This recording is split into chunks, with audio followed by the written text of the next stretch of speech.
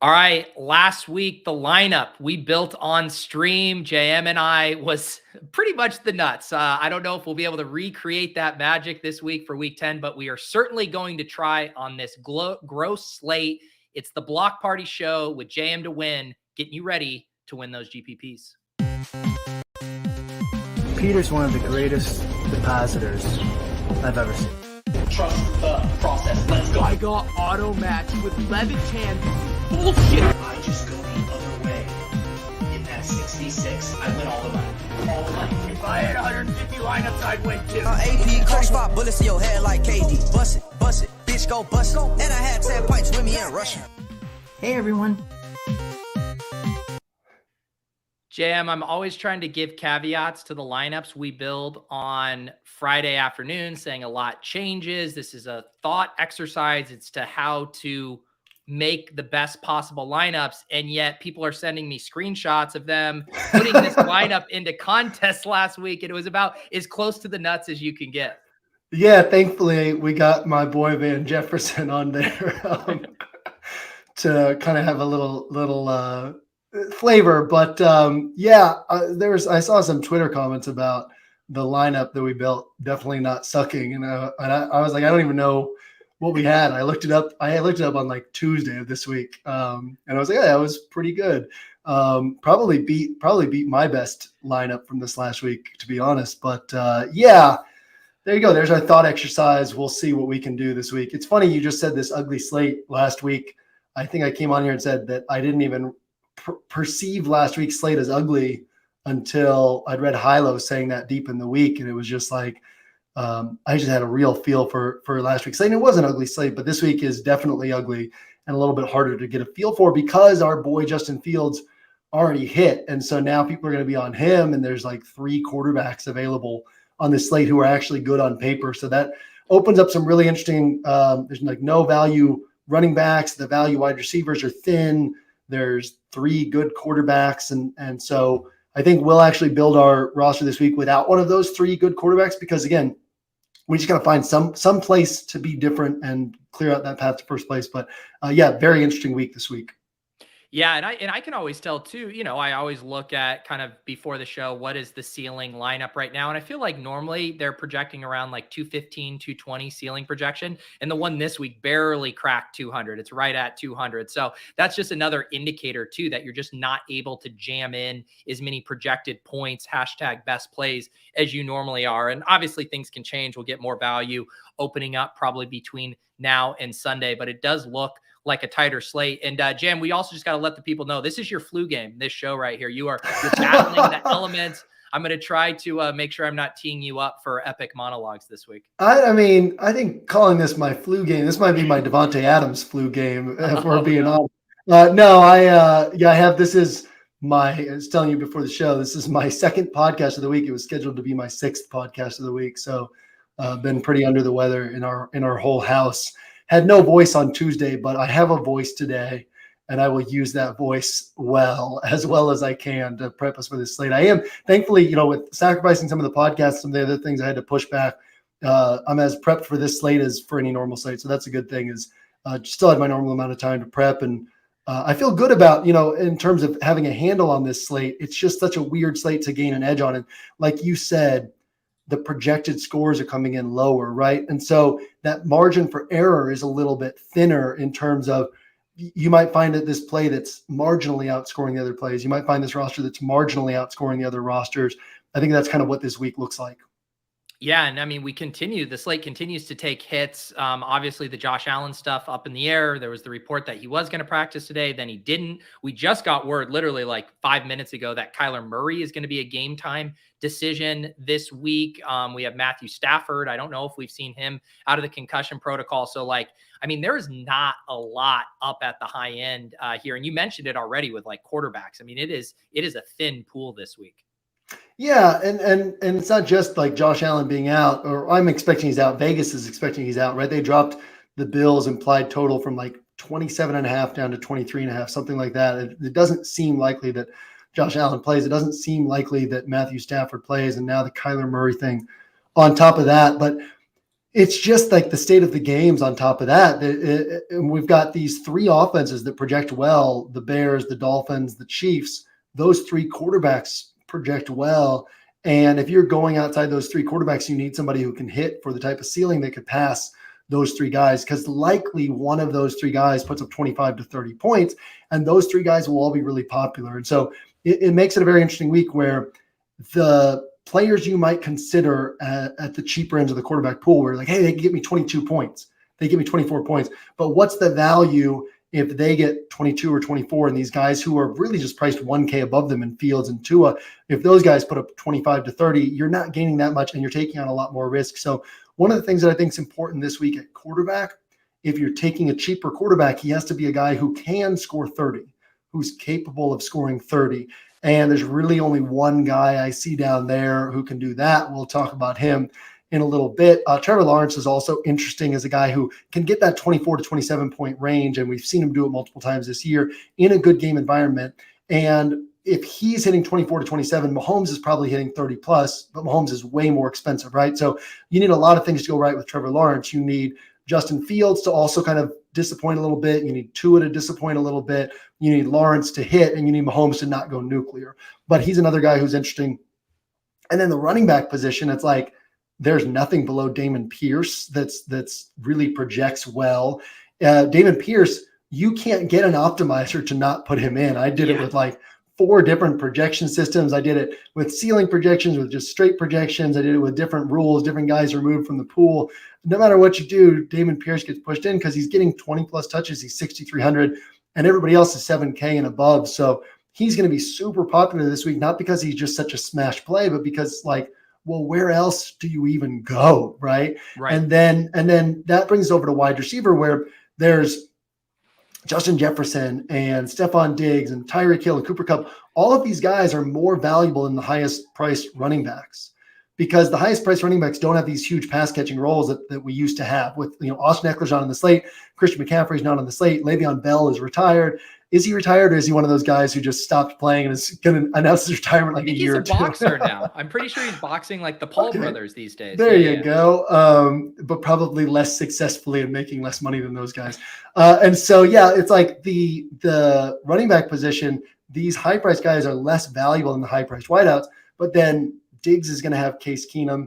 Kupp is going to have John Wolford. Jefferson's going against the Bills defense on the road and in a game environment that probably won't take off.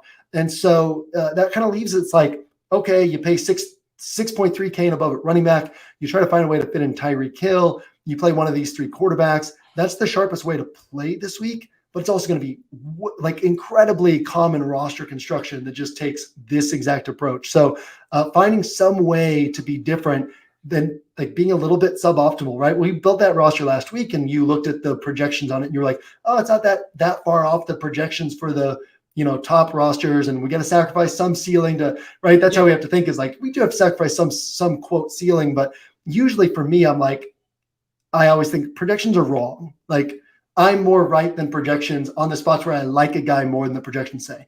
This week, it's like, no, there's nothing that I look at it. It's like, hey, this is better than the projected way to build. And so, it's just a really interesting week. We got to kind of force, last week, I didn't feel like I was taking anything suboptimal on that roster we built, even though projections said it was a little suboptimal. This week, it's like, no, I literally have to go a little suboptimal to be different, or just play this super chalky roster that everybody's going to have. So it's a fun week. It's a fun week because it's a week that everybody has to deal with these components, right? And so everybody's hands are tied. And I think we can untie our hands better than the field can, but definitely a hands tied type of week. And I always like kind of circling back a little bit to the previous week, seeing if there were any lessons we could learn. Obviously, that lineup we built was very nice. I only ended up with Mixon in one of our lineups, a tilt space lineup we built with Mike Leone. Leone was on Mixon. I'm curious, what is your takeaway from the Mixon play last week? Obviously, we liked it on Friday when we built. I think it was an interesting play in that he wasn't completely off the radar. There were weeks where I think that usual setup for Mixon would have had him as a 35%, 40% plus owned guy, but because there were so many strong plays in the 6K, you got like an ownership discount on him. And I sometimes struggle with those plays where I'm like, is it the best play or is it like a contrarian play no one's on? When it's in that like 15 to 20% range, I really do struggle with that. And that's exactly where Mixon ended up falling last week. Well, I think I had 45% Justin Fields last week. It was my first time ever playing 150 rosters and using an optimizer. So it was a really cool week last week. And I've never used an optimizer because the optimizer fights you so much. And so I can't build the way I would hand build, but I found some really unique, I'll talk about it in Inner Circle next week. I've talked to Labs about doing some presets for people who use Labs through OWS that'll put in the settings that I used. But I found some really cool settings that allowed me to basically build exactly the way that I hand build and to get the exact ownership like ranges that I wanted. But I had like 45% Fields. I had 35% Tyreek. I had 25% Devontae Adams. I had 0% Joe Mixon. And I never would have had Mixon on my main build. My main build did really well because it had Tyreek, it had Justin Fields, it had ETN, it had these other guys who all hit, but it didn't win first place because I didn't have Mixon added to that roster. And the reason I wasn't on Mixon was because I kind of didn't change my thoughts on Saturday. My thoughts were like I was thinking he was going to be 30 to 35% owned. And it was like, okay, well, here's a guy who his role says his points should be this, but the reality has been this. And if you watch the games, he's literally not looked good, right? And so in a spot where it's like, okay, well, he's going to be under-owned and he still has this ceiling, I want him. And it was actually Sunday morning, I was kind of thinking, okay, I need to actually have at least 6% Mixon in my large field play, 6 to 8% Mixon, which is where I should have ended up. It was unwise to go 0% because he's a guy who could break the slate, and you always want a little bit of exposure to guys like that. But my thinking had been there are better plays. And once Dameon Harris wasn't playing, at that point, I should have adjusted my thinking and been like, okay, well, bump Ramondre Stevenson down a little bit and bump Dameon Harris up a little bit. Ramondre Stevenson, also a very strong play. He didn't hit, so it's easy to be like, oh, well, that play sucked. He didn't hit. It was a really tough matchup, though. Tough matchup, but still a strong play given the touches he was expected to see and the role that he has in that offense. The Mixon play, though, it was one of those that as ownership was dropping, I should have been bumping up my ownership exposure on my end. And so, yeah, it's one of those, Scott Barrett and I were talking about that play, and it's like Mixon does this every year. He significantly underperforms kind of week in and week out, and then has this one or two huge games that make you be like, oh, why didn't I play Mixon this week? But because we know that those games can come, we should be considering him. I never would have had him on my main build last week just because I did feel like he was obviously less likely to hit than 20%, given what we'd seen from him to date this year, given what we've seen from him in the last several seasons. But because he was capable of hitting, I should have had some of him. And so wouldn't have made a huge difference unless he just randomly ended up on the correct roster that also had Devontae Adams and Tyreek Hill and Justin Fields all on the roster together. But it was one of those things. Like, we know Mixon's capable of that. We have to account for that in our builds, because there's been other weeks where Mixon's been really low owned and had the week like that, just because he's a guy who underperforms most of the time. Yeah, and we're going to talk about obviously the running back position here for this week, and also we're going to talk about Justin Fields for this week. But I know, one of the things I asked you this exact same thing last week, and I said, are there any guys where the field and the salary or the ownership just hasn't caught up to who they are? And I'm pretty sure you said Justin Fields, and now all of a sudden his price is jumping up to 6,500. The ownership, you're not getting a discount even with the price hike. People are in on Justin Fields. Is there any other meat on the bone when you survey the landscape for this main slate? Kind of any macro situations that you think the field hasn't fully caught up to yet? There's one. We'll get to it in the building blocks, but okay. Not really, not anything major. I think last week I went as far in the Fantasy Life newsletter as comparing Justin Fields to 2018 Josh Allen, when the field just still thought of Josh Allen as this joke. And it was like, listen, play Josh Allen every week at this low price tag, because eventually he's going to blow up. And I might have said the same thing on the show last week, where Justin Fields was just one of those guys who I was perfectly willing for him. I would have been perfectly happy if he put up 18 points last week, because I was going to keep playing him until he hit for the big game, because the big game was definitely coming. And I'm always looking for those guys, right? We've had Josh Allen in 2018. We had Deontay Johnson when he was priced at 3,900, 4,200. We had Kadarius Toney last year when he put up his 30+ point game, priced at 4 point something K. I'm always looking for those guys where it's like, hey, look, just play this guy. If we're wrong this week, it's fine, because there's going to be a week when we're right. This guy has a much bigger role. He has much more upside than people realize. But no, I mean, I think that we caught the Justin Fields thing last week. I kind of thought, sometimes when these guys hit, the people everybody still thinks that it's fluky. And so Justin Fields, with his price jumping up, I was going to tweet out, like, before I looked at pricing, I was going to be like, Justin Fields is eventually going to be over 7K this year. And I kind of thought, like, people would be like, no, that's not true. And then I looked at pricing, he's 6,500. So then I thought, I bet nobody's going to be on him this week. They're going to think that last week was fluky. And I posted on Twitter, I asked if he was underpriced or overpriced, and 80% of people said underpriced at 6,500. I saw that. I was like, all right, well, that was it. Like, that was our chance to get Justin Fields, and hopefully you took advantage. But no, I mean, that one, he's for real. The way they're designing that offense is for real. I was talking about it the week he was playing Dallas. It was like, look, play some Justin Fields, even considering on the road in this tough matchup. The offense is really interesting to me right now. But no, I think that people have caught up to that one. And I don't see anything else on this slate where people are just wrong in the way that they're perceiving a player, where we're going to get a guy at low ownership and it's because people just don't understand who this guy is, or pricing psychology is telling people one thing and the reality of the player is something different. So there's one spot that I think has a ton of upside, but the floor is extremely low. And that's where we're going to use in the building blocks. But other than that, I'm not seeing anything that just stands out. I mean, this slate is as ugly as it looks, is I guess what I'm getting at. Yeah. I'm curious, like, one thing, I guess if I wanted to poke some holes in Justin Fields, or try to poke holes, I did think, like, the running back usage last week was, like, surprisingly low for both Montgomery and Khalil Herbert relative to what we've seen from them as, like, a run heavy scheme. And obviously when Justin Fields is ripping off 60-yard TD runs, it means the other guys aren't needing to do as much. And then you also get the perfect storm of playing the team who facilitates basically every single shootout this year in the Miami Dolphins. And so I'm curious, is there any pause for Justin Fields this week where he's not necessarily getting pushed by a Tua and Tyreek led team, and you see the Lions struggle, maybe they get back to running the ball a ton more, and Fields gives you that floor with his rushing, but if they're not pushing an up-tempo spot, maybe the ceiling isn't quite there relative to last week? Oh, 100%. I mean, well, we say relative to last week, right? He set the record for most quarterback rushing yards in the game. So absolutely no, but is it, we see it all the time. The moment our minds say, I literally don't see how this guy could fail, is the moment when we need to be like, cool, this is the guy I'm going to play, like, be super underexposed to this week. I mean, look at, was it Tyreek Hill the week, Tyreek Hill and Jalen Waddle the week when the entire Buffalo secondary was hurt. And everyone was just like, I literally cannot comprehend how this guy could fail this week.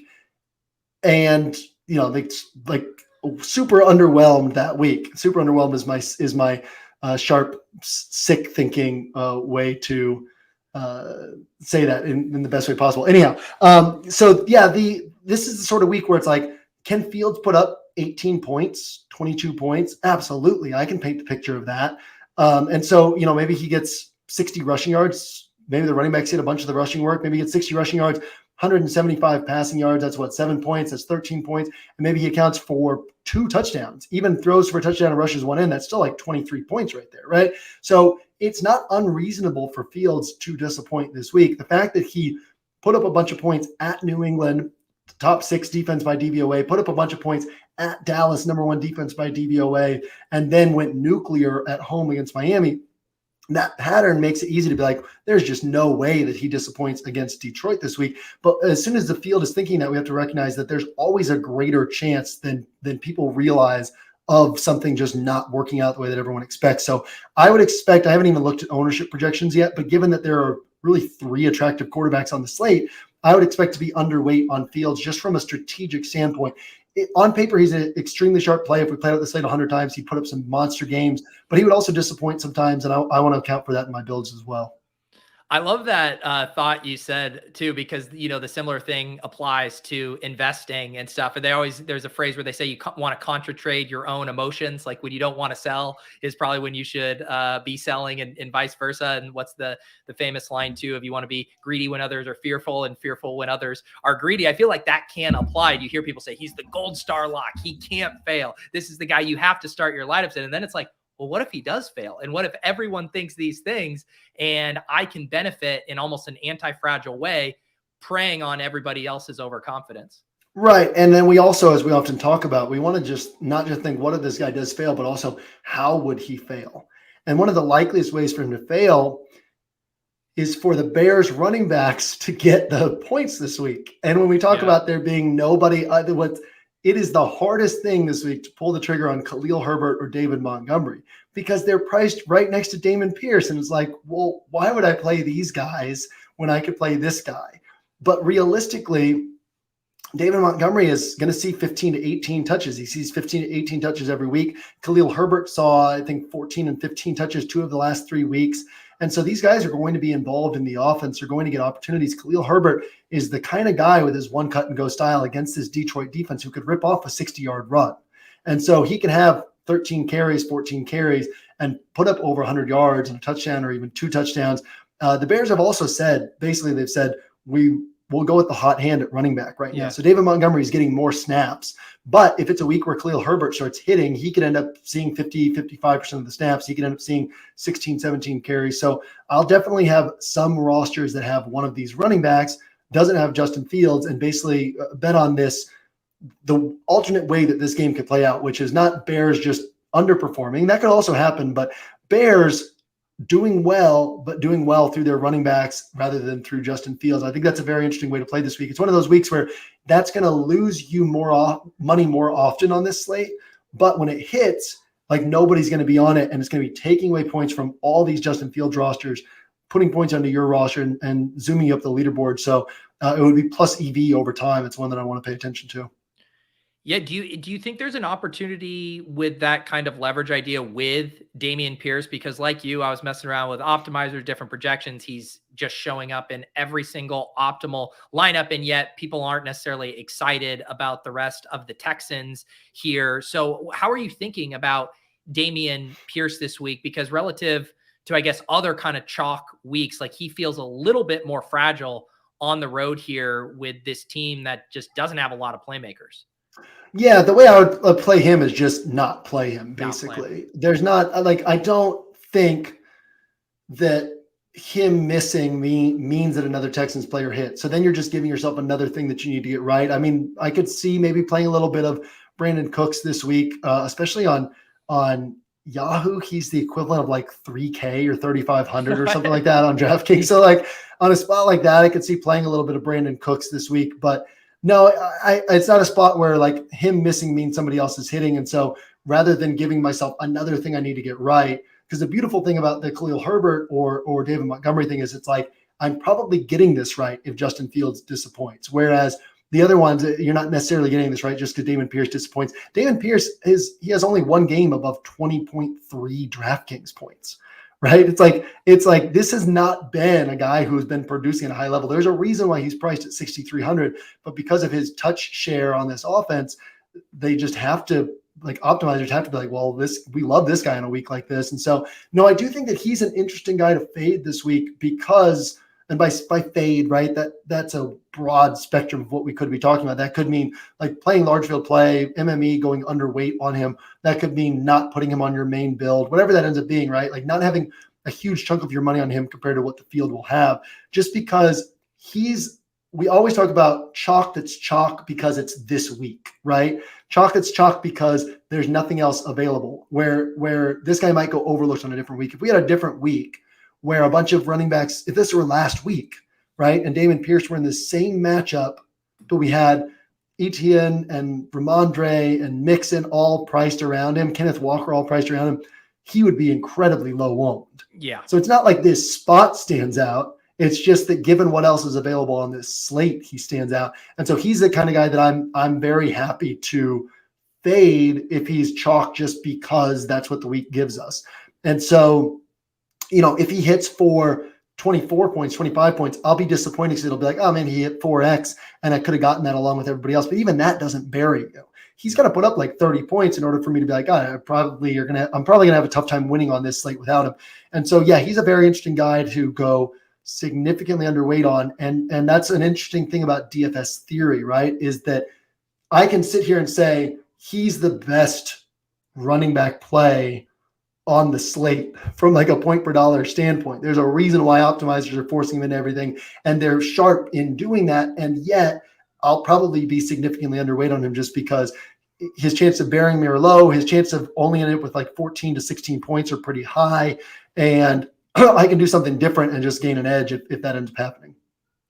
One other kind of spot that was surprising to me, and obviously Matthew Stafford, if he's out and John Wolford takes over, that definitely complicates things. But this was just a math thing. Again, when you were running optimals, I don't know if you noticed this as well, but Cooper Kupp was showing up in all of them. I had to remove him from my pool to get him to. Yeah, and to me, I'm gonna duck off screen to blow my nose. You keep talking. Yeah, I'm go listening. for it.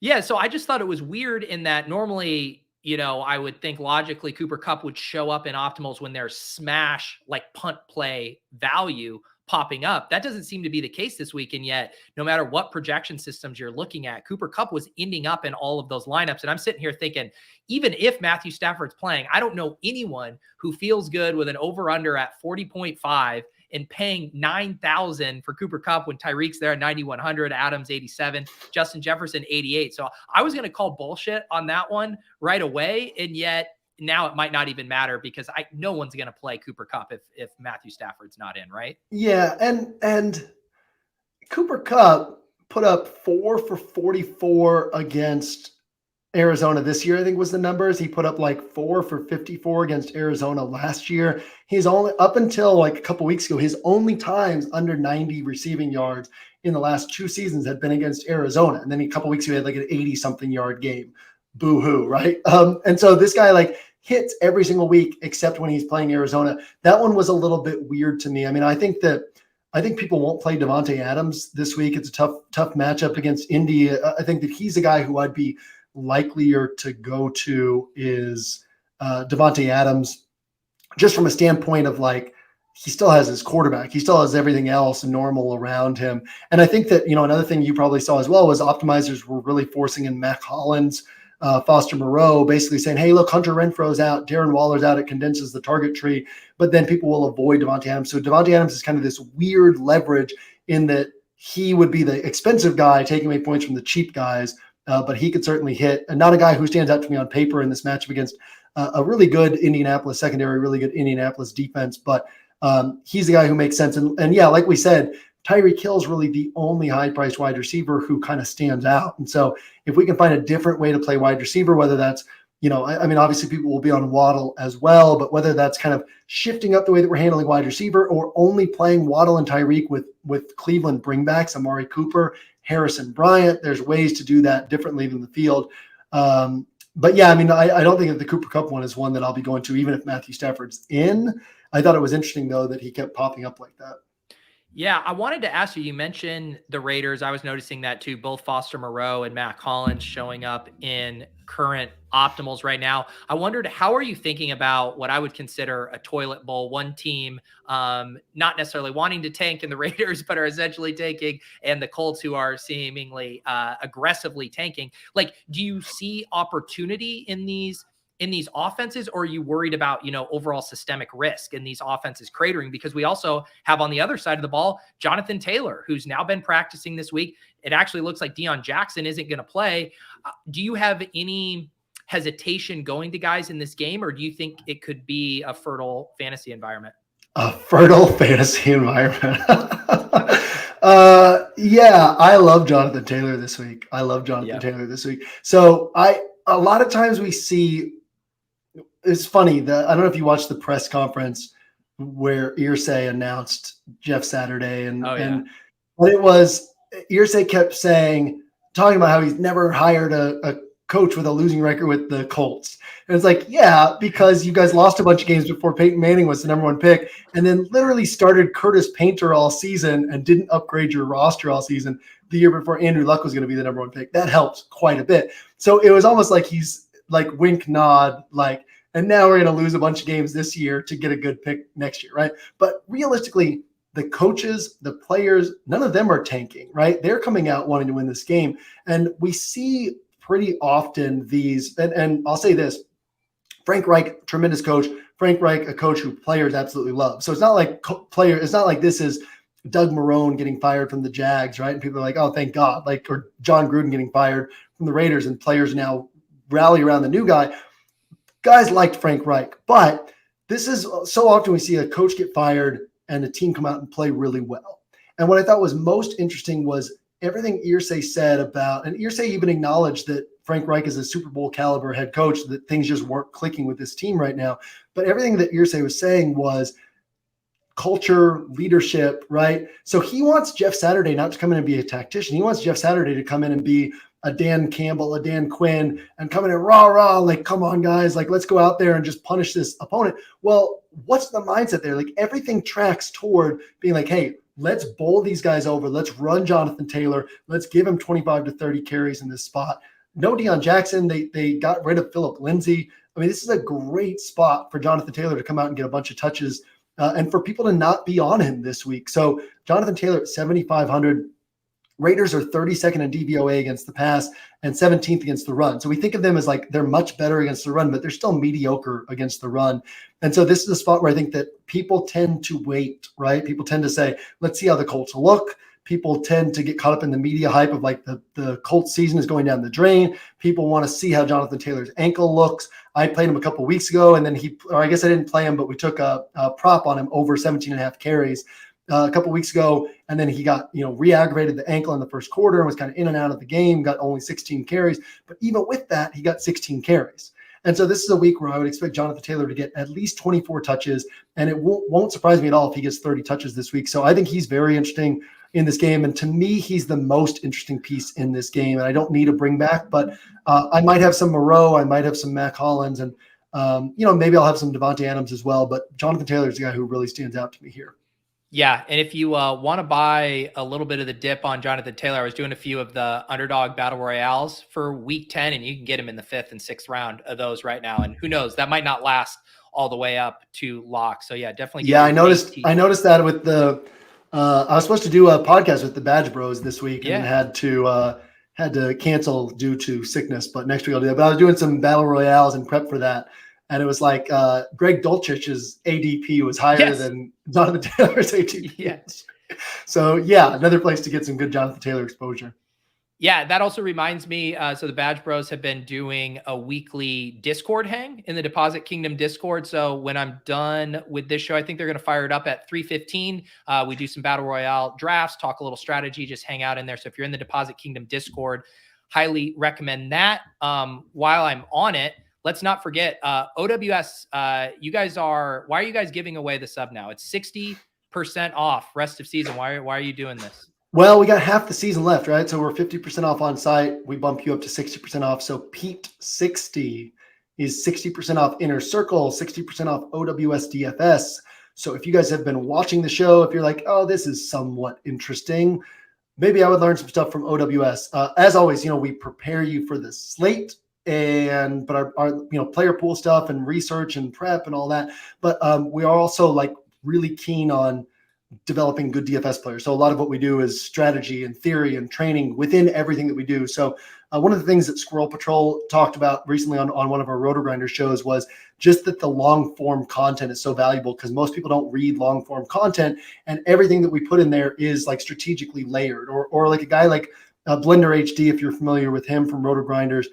He reads the NFL Edge every week, even though he's just a pure projections guy, not because he wants to see which players stand out in the NFL Edge, but because of everything we layer in there about how to play DFS or how to put these players on a roster. And so, basically our whole goal is to build better DFS players. 60% off. Come and see if it works out for you. Pete60 is the code. Yeah, Pete 60 will get you for OWS, DFS, and Inner Circle. If you guys just want to still test drive it for a week, you can use that 20% off promo code Pete for a weekly pass. I know lots of people have been taking advantage of that just to poke around. So definitely recommend it. One of my favorite things to do now I'll do my research trying to be, an independent thinker, building my lineups on Saturday night with my test builds. And then I love going and checking out JM's player pool and the rest of the building blocks. We're going to talk about one, maybe two of them if you're lucky today, and then going to see that and then seeing, am I already on some of those blocks? Is it opening up a different avenue for lineup building that I haven't thought of? So always really appreciate having all the OWS content as part of my process and highly recommend you guys check it out as well. Let's I say we fire it up here. I know the thing about our lineup building process is it's a slow, methodical build. We like to talk through all the angles. So I figure we fire this up here soon so we leave ourselves with enough time. Everything I do is slow, methodical. Apparently, it's hard for me to do a short podcast, but yeah. And if we get out a little bit early today, who's getting hurt by that? Certainly not my body. So. Yeah, we need. I see some chamomile tea in your future. I don't know exactly your tea of choice, but it sounds. I don't know my tea of choice. My wife just makes tea and hands it to me, and I drink it. So whatever is handed to me, if she wanted to poison me, that would be the way to do it, I guess. There you go. My co-host over on Chip Chasing, Ben Gretsch, he'll have his daughters toss him beers when we're doing the show, and I imagine your children bringing you cups of tea throughout the show. Yeah, there you go. I will say here again too, we have the Deposit Kingdom Weekly League. This is for anyone in the Discord. I post that link in the announcements channel. We're running it back at 420, just a hella chill entry size there. So get lifted, fire up a spliff. All get the your head in the LOLs. clouds and build a lineup with us. That link in the announcement channel, the link to the Deposit Kingdom Discord is down below as well. But JM, you've been teasing, we've been dancing around it. A block you're interested in, some sneaky upside. Give us the goods here. All right, so let's do it. So let's be clear. There are sharper ways to build on this slate, but we got to find something on this slate, whether it's this spot or a different spot. We got to find something that sets our roster apart. And it can't be something that sets our roster apart and can get adequate points. It has to be something that sets our roster apart and can blow up. So whether we're looking for the Bears running backs or whether we're looking, hey, let's skip Dameon Pierce and go for 2 high-priced running backs. Let's flip the build a little bit. Let's go for one of these wide receivers people aren't on. Whatever it is, it has to be something that's just different because the clearest way to build on this slate is very straightforward. So one of the things I've been saying for a few weeks, I've been saying since week 8, to play Justin Fields every week until he hits. I'll say that first to build up some goodwill here. Since week 7, I've been saying Kenny Pickett plus Deontay Johnson plus George Pickens is going to win somebody a milli maker this season. This would be a great week for it to happen where there's very little else to like on the slate. So one of the things that I like about Kenny Pickett is that he is aggressive and the Steelers are allowing him to be aggressive. The Steelers are not a team that is sitting here saying, hey, how do we save this season, right? They would love to save this season if they can, but they're also saying, how do we build for the future? And part of the way that they build for the future is getting Kenny Pickett more and more comfortable in the NFL. We often see guys like if 4 weeks ago, we could have said that Justin Fields was a bust. In fact, I said 4 weeks ago that if his career ended right now, that would be our perception of him was this guy was a total bust. All of a sudden, they started developing their offense, pulling in these Ravens components and really figuring out how to maximize what they had there. Kenny Pickett's had 3 starts this year. He's coming off the bye. And so it's a great chance. They unloaded Chase Claypool. Partly the thinking is to emphasize George Pickens a little bit more. And so they're coming off the bye. And this is a great spot for them to do something here. The Saints have 2 interceptions all season. So if Kenny Pickett's going to play a clean game, this is a good spot for it to happen. We've seen some of these Saints shootouts this year. So one of the things I said earlier was Trevor Lawrence is interesting this week as well. But Trevor Lawrence's good game is probably 24 to 27 points. You need a lot of other things to go right in order for that to work out. The great thing with Kenny Pickett, listen, he can get 8 points, he can get 11 points, but he can also go for 30 plus. And we saw a lot of times the Ben Roethlisberger years, right, where Ben Roethlisberger would be 18 points, 15 points, 17 points, 40 points. And the way that this offense functions is it can randomly spike for these bigger games. Matt Canada is the offensive coordinator now. It used to be, who was it before? Anyhow, but they've kept a lot of the same concepts throughout the years. And so this is the sort of offense that can randomly spike for a big game. I want to be there when it happens. This is going to be maybe 20% of my tournament builds this week is going to be Kenny Pickett with one or both of these wide receivers. I like George Pickens more, but both of these guys are super inexpensive. And this starting point gives us something very different from our roster. What's great right here, we're spending $15.7K in salary, which means if these guys combined for 60 points, we would be on pace for 200 points.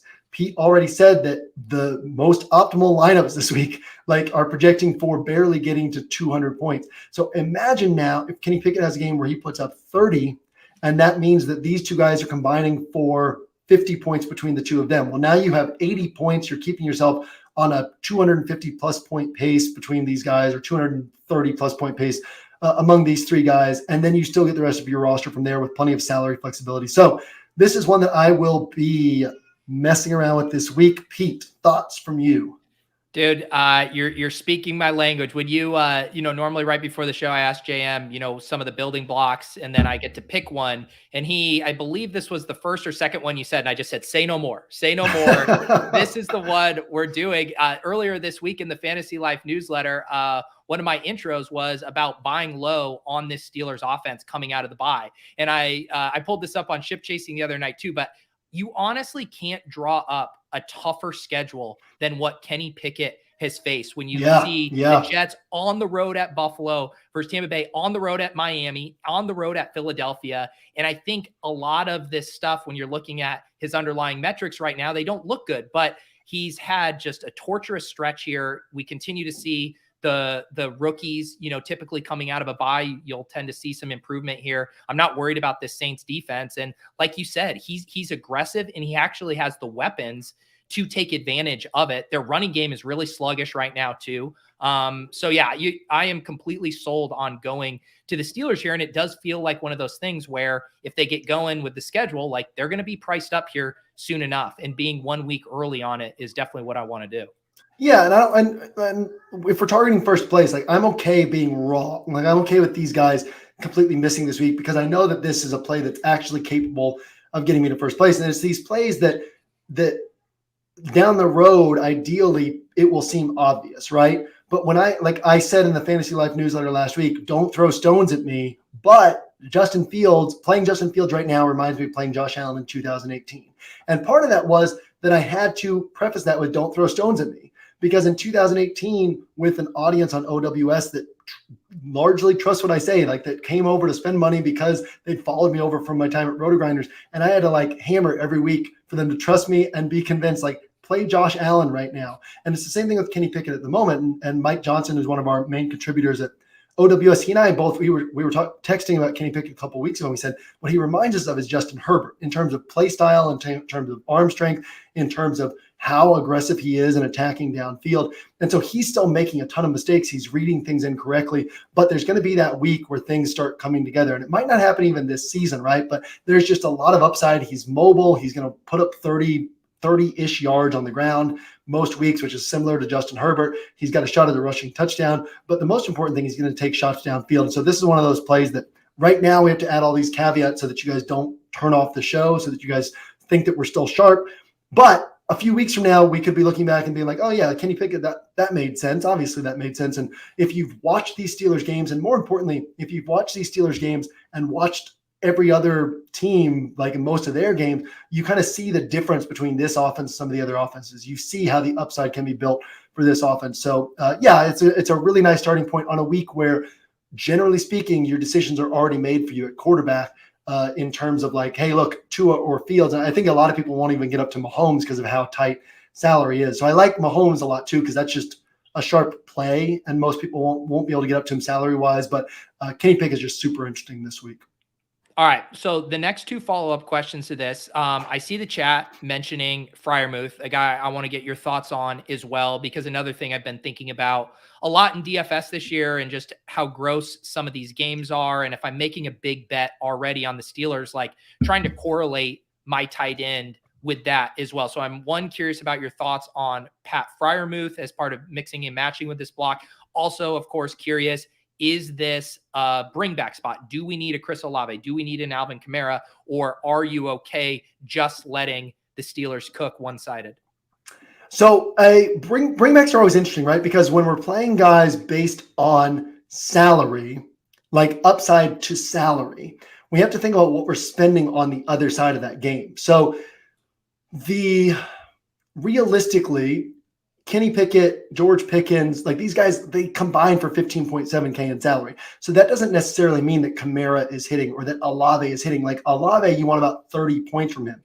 Is Olave getting 30 points just because these guys are hitting? Not necessarily, right? And so that's one of the things that I want to be thinking about. I'm totally fine playing Olave on this roster. I like Kamara on this roster, but I'm not going to force a bring back on this roster, which makes it look kind of funky, right? You've got 3 Steelers and potentially no bring back, but given pricing, I don't think that a bring back is completely necessary. Now, we also want to think about if these guys hit for like their highest end range, right? If Pickett hits for 30 points, I don't think that a bring back is going to prove to be necessary.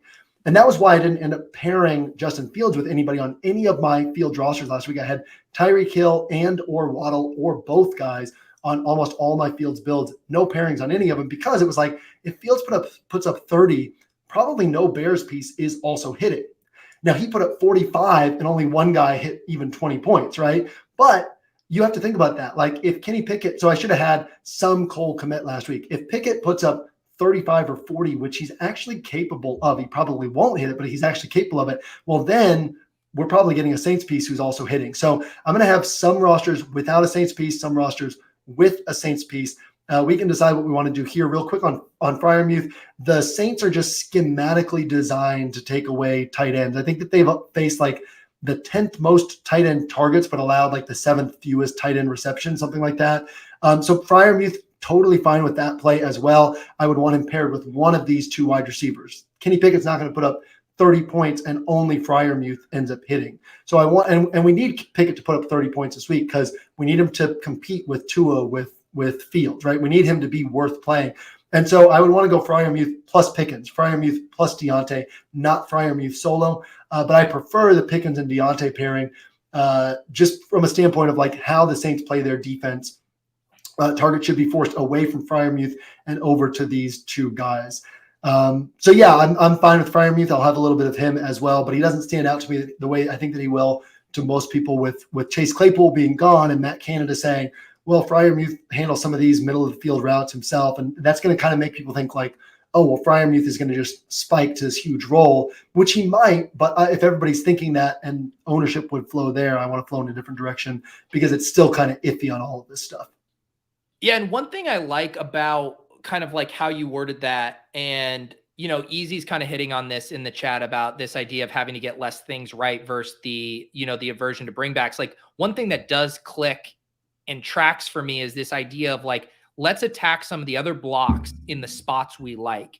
And then if the salary works for a Kamara or an Olave, of like using that as a really nice tiebreaker, as opposed to jamming it in now and then running into dead ends or then putting in other plays you don't like quite as much because you were just de facto putting in the bring back. So I at least like going down that avenue and then almost circling back to it as opposed to forcing it right off the rip. Yeah, absolutely. And I think that when we can define what we're betting on and why we're betting on it and what we would need in return, that always helps us to answer things. So by kind of working through all that, we're able to see just because these 3 are hitting doesn't mean that Kamara or Olave are putting up 30 points. And that kind of helps answer that question for us a little bit. And I love what you said is let's not force it in at first. And if it works at the end of the roster, great. Or if we're doing NME, like make sure that it's on some of our rosters, but not all of our rosters. But yeah, some of the other like blocks that we could go to is one of the ways that we can handle things. And one of the other blocks that you and I talked about that I think is a really interesting one this week is Tony Pollard and Dalton Schultz. So when we're talking about running back being so straightforward, and we're kind of getting like way like our cumulative ownership on this roster is going to be really low given where we're starting here. We can kind of play whatever chalk we want to beyond here because Tony Pollard's going to have low ownership because Ezekiel Elliott's going to be back. The reason I like Tony Pollard this week, and I don't know that I would necessarily like go out of my way to play Pollard on a roster that already does so much different with these other 3, but from this thought exercise standpoint, I think it's another valuable one to talk about is we've talked about, look, running back is ugly, right? In terms of there's nothing below 6.3K, and then the 6.3K guy isn't that attractive. And so now we're forced to these 7.1K and above guys. There's just a few guys up there. Everybody's going to be on the same running back. So are there any running backs who can hit for big games without people being on them? Well, Tony Pollard, we said last week, right, that if we had known before the week kicked off, and this is different between saying bad chalk or like retrospective bad chalk. Tony Pollard was good chalk 2 weeks ago. He was great chalk 2 weeks ago, given the information we had heading into the week. But if we'd had the actual Sunday afternoon information heading into the week, we wouldn't have played him. That was our point. So like the Sunday afternoon information that week was Tony Pollard played 30 out of 57 snaps. He saw 15 total touches. Well, that's not great at 50+% ownership. But what if Ezekiel Elliott is back this week, but Ezekiel Elliott has talked about, well, I want to take a long-term view of things. And there was a lot of thought, hey, maybe Zeke will miss again this week. He doesn't seem to be 100%.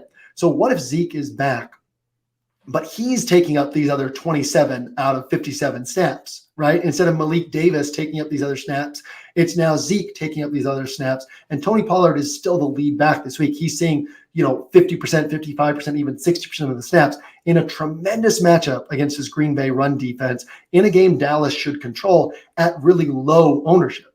Well, now if Pollard gets 15 to 18 touches because of how low the ownership is, he becomes extremely valuable, as opposed to when he saw 15 touches a few weeks ago at 50% owned. And it was like, boy, we got lucky with him bailing us out with 3 touchdowns in that spot. And so Tony Pollard, given the state of the week and given this interesting situation here, is a really interesting play. And then you pair him with Dalton Schultz, who is really the central focal point for Dak Prescott in the passing attack, a guy who is consistently going to see like 6 to 10 targets when Dak Prescott is under center, and is going to be lower owned than some of these other guys, right? People are going to go to the Foster Moreaus and the Evan Ingrams, and all of these guys are fine plays as well. But Dalton Schultz is a guy who really should be priced at like 4.5K, 4.8K.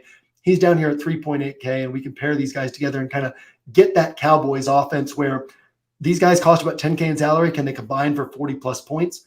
Absolutely, right? Like Schultz could go for 17, Pollard could go for 25 to 30. So it's a really interesting pairing to add into a build, any build, right? Like I said, we're way off the board now with combined ownership. We've got like 4 low-owned guys here with Pickett, Pollard, Pickens, and Deontay. But yeah, I mean, just to talk about these plays, I think these are interesting blocks to put on any roster this week. Yeah, and I will say I love Tony Pollard. I'm definitely team Pollard over Zeke, just holistically. And yet Pollard was not on my radar at all for this week. And even kind of looking at projections, I see him right next to Zeke, as far as, kind of ceiling projection, and he costs 500 more. How are you feeling about Pollard relative to Zeke too? Because it also feels like you're not necessarily getting direct leverage on, say, Zeke chalk with Pollard, because I don't think anyone's going to play Zeke either. Right. No, it's not. It's basically just saying, how will the coaching staff approach this game? How will the Cowboys approach this game? If we're wrong, we're wrong. But if we're, you asked about leverage, right? The value of playing a low-owned guy is often not as high as people think.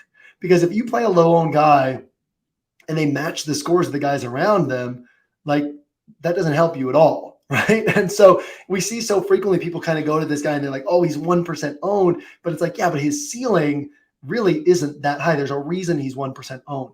The great thing about Pollard is he's priced next to Dameon Pierce, who, as we already said, is only top 20.3 DraftKings points once this year. As I've also said, let's put some disclaimers in here. Dameon Pierce is a really sharp play. There's a reason why he's popping in optimizers, but we're talking about how do we win a tournament? And we want to find these guys, not the guys who, let's go back to the Tyquan Thornton example. When Tyquan Thornton scored 20 points at like 0.29% ownership, that helped you so much at 3K in salary because it just soared you past so many rosters. Nobody had him, and he scored 20 points at like minimum salary, right? And so if this guy, like people kind of look at these cheap guys and like, hey, this guy only costs 3.5K in salary and he can get me 12 to 14 points. It's like, that's great, but that doesn't really help you win a tournament. What helps you is the guys who create separation. So he's like, Pollard is leverage off of Dameon Pierce is how I see him, in that typically if we just price pivot, that's one of the poorer ways to gain like an edge in DFS, because we're just going to a different guy with a similar ceiling. But here we're going to a guy in Pollard who can get you 30 points. And we're moving away from a guy in Dameon Pierce who can get everybody 14 to 16 points. And so if Pollard ends up seeing the role that he could end up seeing this week, where it's like, yeah, Zeke is back, but we're managing his reps. And Pollard, in fact, maybe, with Malik Davis, it was like, hey, let's not overwork Pollard. And so let's give Malik Davis some extra touches. Let's limit what Pollard's doing. But if Zeke's back, then it might be like, hey, let's limit Zeke, and the focus is less on Pollard. So Pollard ends up at like 60% snap share, which is basically a lead back these days. And then Dameon Pierce ends up kind of if he underwhelms, right? If he puts up 14, 15 points, you create a ton of separation. Like you actually gain a big edge on the field. And so that's how I see Pollard is like kind of just direct leverage off Dameon Pierce in a way that's normally one of the worst ways to try and find leverage of like, oh, just price pivots, right? That's the simple way to look at it. And usually if you do that, you're doing things wrong. But in this spot, the upside is there to where you could actually gain like a big edge on what the field is doing. Did that make sense? Yeah. I'm like, my mind is like a little bit fatigued right now from all this, but no, but it does make sense. I think the part I'm struggling with is like, if I were making the price pivot on Dameon Pierce, I think I might be interested in like a James Conner at 6,200, and it's the audience will lose their minds that I'm going to say this, or David Montgomery at 6K based on kind of what we were talking about with leveraging specifically the Justin Fields stuff. So I'm just wondering if from a projection standpoint, if you're sacrificing too much at that price relative to ceiling, where you're almost having to hit, like for Tony Pollard at 6,500, you basically need him to like rip off multiple big plays to get there on high efficiency, which he's capable of doing. It just does seem like a tough needle to thread with him this week. Yeah, what's great is he's not going to project well. Like, why would he? Zeke is expected to be back. So they're going to give, projection systems are going to give Zeke his normal allotment of snaps and Tony Pollard his normal allotment of snaps. This is us saying, what if Zeke doesn't have his normal allotment of snaps? What if Tony Pollard is in the exact same role that he had 2 weeks ago that everybody wanted to play him in? And in fact, in a bigger role, right? If he ends up seeing 60% of the snaps because they don't have Malik Davis coming in, but then they don't want to give Zeke a full 50% of the snaps. So if Zeke ends up 35, 40%, now Tony Pollard is 60, 65% back with nobody on him. And the ceiling on him is higher than, basically we're saying David Montgomery could get 15 to 18 touches. Tony Pollard could get 15 to 18 touches. Like, who would we rather have in that scenario? We would rather have Tony Pollard against Green Bay. So David Montgomery functions as leverage off Dameon Pierce and off Justin Fields, but his ceiling is so much lower because he's not capable of ripping off these long runs. And so I'm actually, the James Conner one is interesting because like he's so bad. Like he's the slowest running, like he and Leonard Fournette. Malcolm Brown. Yeah. And Malcolm Brown. Like, I don't know who would lose in a race there, but like James Conner, you're basically just saying, hopefully he gets 3 touchdowns, So let's leave him out of the conversation. But between David Montgomery, Tony Pollard, Dameon Pierce, I like all these plays. Dameon Pierce is the sharpest play on paper, but because of the low ownership and the leverage we get on Pollard and David Montgomery, they're both really sharp as well. But Tony Pollard has a higher ceiling than David Montgomery, which is why he's really interesting to me here. For sure. So like you said, like even if I'm not going to force us into using this defense or anything. I'm just curious salary wise, if we have like a mid-tier defense, I mean, we have 7K left for 3 spots, assuming a min or a mid-priced defense. So we truly can do almost anything we want here. Is there, I assume at this point, you're maybe gravitating toward a favorite high-end play with this build? Yeah. What's interesting is that Tyreek Hill is clearly the best high-priced wide receiver. Yeah. But if I'm playing Tyreek Hill, I don't think people really recognize what Amari Cooper's role has been this year, right? Amari Cooper is 9th in the NFL in team target market share. So when the Browns are passing, they're passing to him. I think he's 14th in the NFL in average depth of target. He has a much deeper role with Cleveland than he had the last 2 years with Dallas. People don't realize that. And so if Tyreek is hitting, Amari Cooper is probably seeing heavy volume. If Waddle is hitting, Amari Cooper is probably seeing heavy volume. So it's hard to go Tyreek Hill and no Amari for me because I think Tyreek Hill is going to be really popular. And I think that if he's hitting, Amari is much more likely to hit than the field realizes. So I think one of the big edges in playing Tyreek Hill is bringing back a lower owned Amari. So it's hard to fit in. If we tried to go Tyreek plus Amari here, we're going to be down at like the 5K range at running back, which gets really ugly. But what we could do is Waddle plus Amari. And then we have something very interesting in that we're not playing Tyreek Hill. We're hoping that Waddle is the guy who ends up getting the scores. We account for the fact that Tua can still have a good game here, and hopefully Pickett kind of matches up with him. And then we'll have enough left in salary that we can actually do something at running back. So if we plugged in Minnesota here, we actually have enough for Jonathan Taylor to complete this roster. Minnesota, who's playing, we're going to expect against Case Keenum, they're 2,200. We would have 7,500 left over that we could go to Jonathan Taylor. Or we could go up to like a 2.6K defense and have enough for Travis Etienne. There's no running back at 7K, so we can't do the Cardinals. But this would give us a really nice build with Etienne and like a 2.6K defense, or with Minnesota and Jonathan Taylor. Yeah. I like those. It's funny, as you were saying it, I see the news coming across. Josh Allen officially listed as questionable. Sean McDermott is calling him hour to hour is his availability right now. So I am, obviously if Josh Allen doesn't play, I really like the Vikings one at 26. I guess what Texans or Colts would be viable there, right? Yeah. Colts are viable. Texans are a little bit interested. I mean, Texans are going to play that kind of prevent defense, but then the Giants aren't going to throw much. So it's hard for them to get a ton of upside. Colts are pretty interesting just because of that raw standpoint. But if we're playing them, I'd love to get Jonathan Taylor onto that roster as well. But seems like you're shying away from Jonathan Taylor on this roster. You don't want to go Jonathan Taylor and Vikings? No, let's do it. No, I was just messing around with the different. Okay, so yeah, and this roster is already like this roster is so far off the board in terms of ownership, right? Like we're not riding the chalk here, but it is a week where the chalk is kind of fragile, where the chalk is chalk because of how weird this week is. And so we're basically saying like, hey, what if the Steelers pop off? And then what if Pollard has a bigger role? And then we know that Jonathan Taylor will probably have a big role. So our cumulative ownership on this roster is way lower than it would ever need to be. Not maybe the sharpest roster to put in play, but from a standpoint of the plays on this roster, I like all these plays and they'll all be on my rosters this week. So I might not put all of them onto a roster together, but I really like all of these plays. I like the Dolphins pass catcher plus Amari pairing. I like Schultz individually. I like Pollard individually. I like them together. I like Jonathan Taylor. I like the Steelers stack. I like the Vikings defense. So a lot of plays that I like here that are all kind of low owned that could be mixed and matched with some higher owned, like chalkier approaches this week.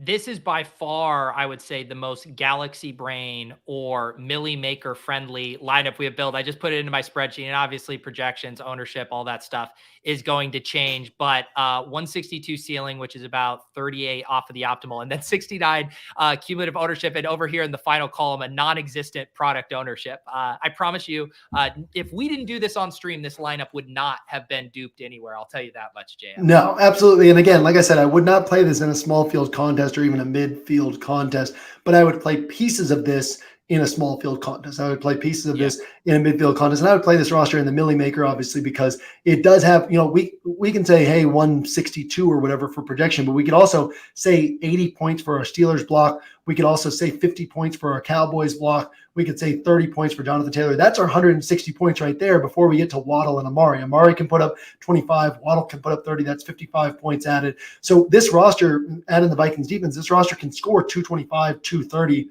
like with ease, with us only needing to get a few things right.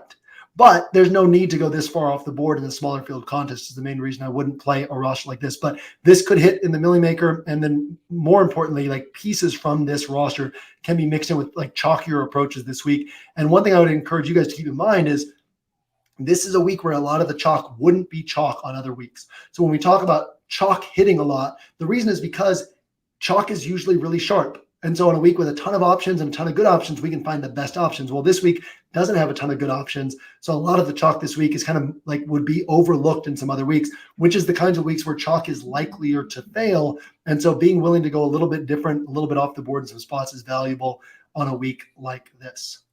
Yeah, I think it was 2 weeks ago, or it was after the big Josh Jacobs week. And Leone had a really astute point, which was basically if you had flipped the pricing on Josh Jacobs and Leonard Fournette, I think Leonard Fournette was like 700 or 800 more.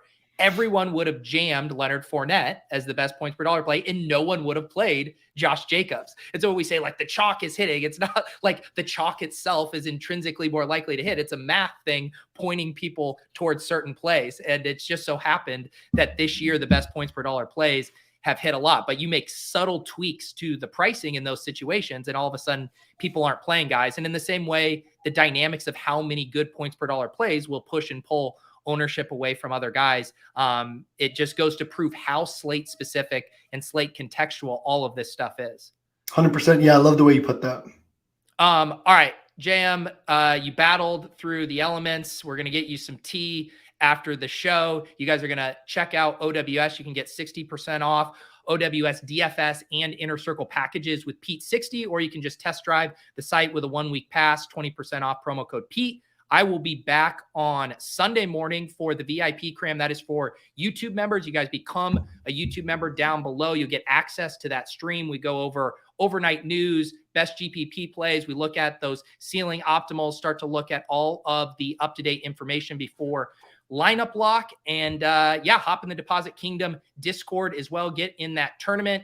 JM, anything else on your end? Or are you headed back into the lab to get working on this week 10 content? Yep, heading back in the lab. Nothing else on my end. All right, guys. Appreciate you hanging out as always. Good luck this week. We'll see you on Sunday morning for the cram. Peace.